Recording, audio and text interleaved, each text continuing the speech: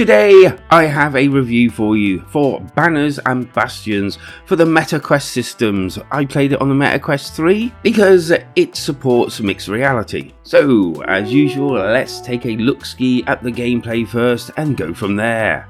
Take it away. There are upgrades, as you can plainly see, and you don't have enough stars. Pretty simple place. Ooh, ow! No need for that. Oh, burn, baby! Why am I pretty? Oh crap, I'm so doomed. They didn't have any chance. Pretty decent hand tracking, I have to admit.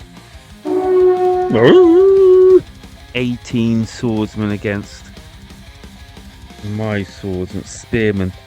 Okay. Oh, look at that. Spearman's the way to go. Oh, that's just so good. Before my guys die, come on. Oh, dropping like birds. Oh, that worked well. Oh, yeah. Oh, there's no night now. Crap. Oh. Boink. That helped. Oh my good grief. Come on, pay attention. Boink. So if you're enjoying the video so far, do hit them like and subscribe buttons, and also leave a comment on any questions you have about it that I maybe not covered so much in this review. And talking of review, let's get on with it, shall we? Okay, so Banners and Bastions is a, from my mind, tower defense strategy, tabletop, mixed reality, full hand tracking game. Oh yes. Banners and Bastions is kind of played as a god simulator, only this time you're towering over almost like a snow globe, commanding your troops and dictating where they go and the like. Banners is played in rounds. You go, they go, you go, they go, and so on and so forth. Each round starts with you picking a card, to which each card has a coin cost that is gained from destroying troops in the actual game. And each of the cards have like different attributes like attack or defense and the like. Within some of the cards you'll be able to summon troops like archers, swordsmen, knights and even pikemen.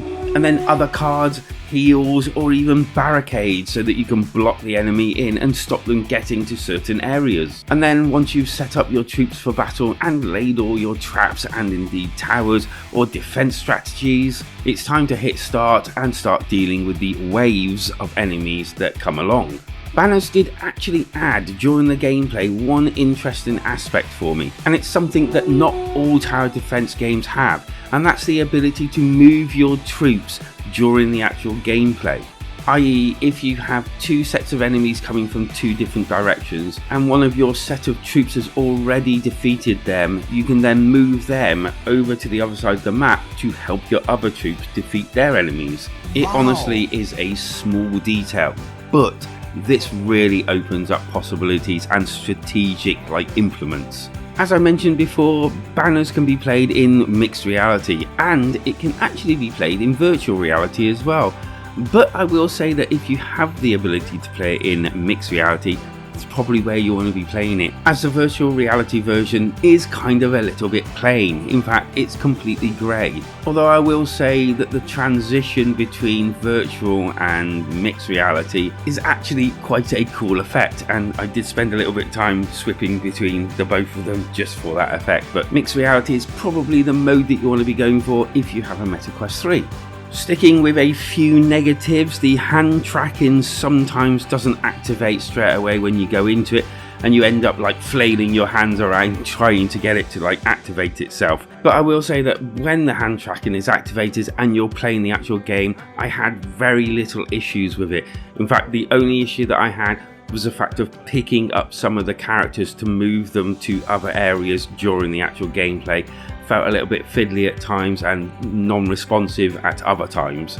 The only other problem I had issues with was the AI, and this kind of does need a little bit of a tweak. On several occasions an enemy troop set had gone up to a building that I had an army next to and basically started destroying it. my army did nothing, even though they were a couple of squares away from the actual army that was destroying the building they were stood next to.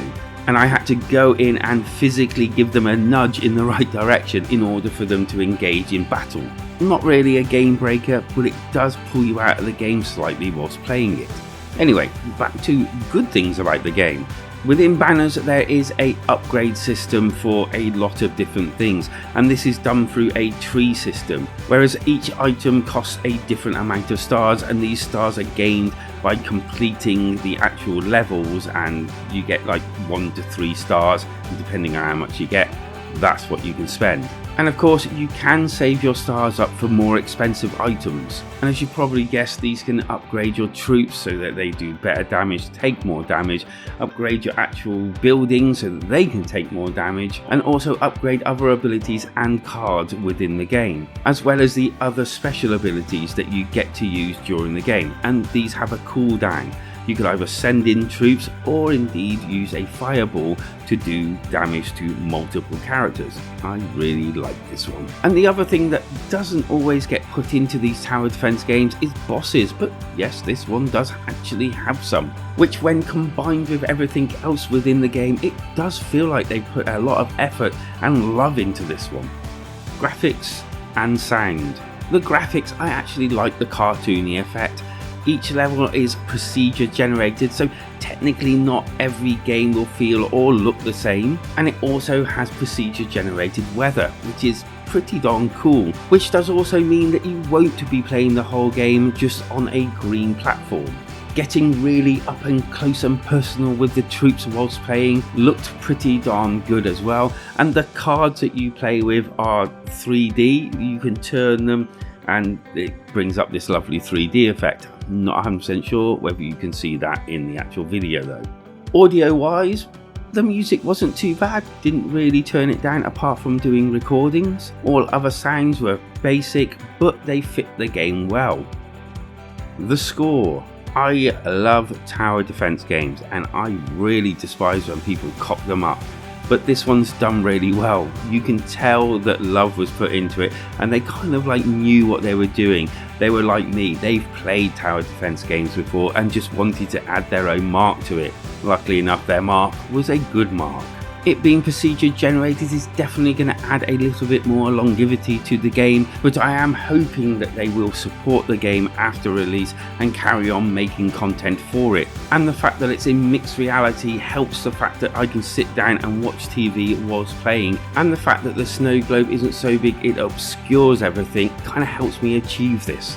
Oh heck, I'm going to be giving Banners and Bastions a whopping great 8 out of 10, just because I've had so much fun with it and I think I'll be going back to it time and time again. I hope you've enjoyed this video. Do hit them like and subscribe buttons, comment down below what you think of Banners and Bastions, and I'll see you on the next episode, because life is better when we game together.